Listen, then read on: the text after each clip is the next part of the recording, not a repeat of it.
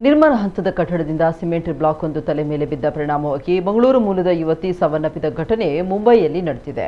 ಮೃತರನ್ನ ಕಿನಿಗೋಳಿ ಸಮೀಪದ ಸದ್ಯ ಮುಂಬೈಯಲ್ಲಿ ಬ್ಯಾಂಕ್ ಉದ್ಯೋಗಿಯಾಗಿರುವಂತಹ 22 ವರ್ಷದ ಸಂಸ್ಕೃತಿ ಅಮೀನ್ ಅಂತ ಗುರುತಿಸಲಾಗಿದೆ.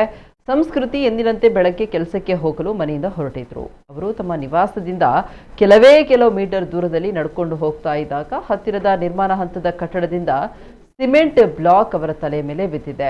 ತೀವ್ರ ಗಾಯಗೊಂಡು ರಕ್ತದ ಮಡುವಿನಲ್ಲಿ ಬಿದ್ದಿದ್ದ ಅವರನ್ನ ತಕ್ಷಣವೇ ಸ್ಥಳೀಯ ಆಸ್ಪತ್ರೆಗೆ ದಾಖಲಿಸಲಾಗಿತ್ತು. ಆದರೆ ಅಷ್ಟರಲ್ಲಿ ಮೃತಪಟ್ಟಿದ್ರು ಅಂತ ತಿಳಿದು ಬಂದಿದೆ. ಕಟ್ಟಡ ನಿರ್ಮಾಣದ ವೇಳೆ ಯಾವುದೇ ಸುರಕ್ಷತೆಯನ್ನ ಮಾಡದಿರುವುದೇ ಈ ಘಟನೆಗೆ ಕಾರಣ ಅಂತ ಸ್ಥಳೀಯರು ಆರೋಪಿಸಿದ್ದಾರೆ.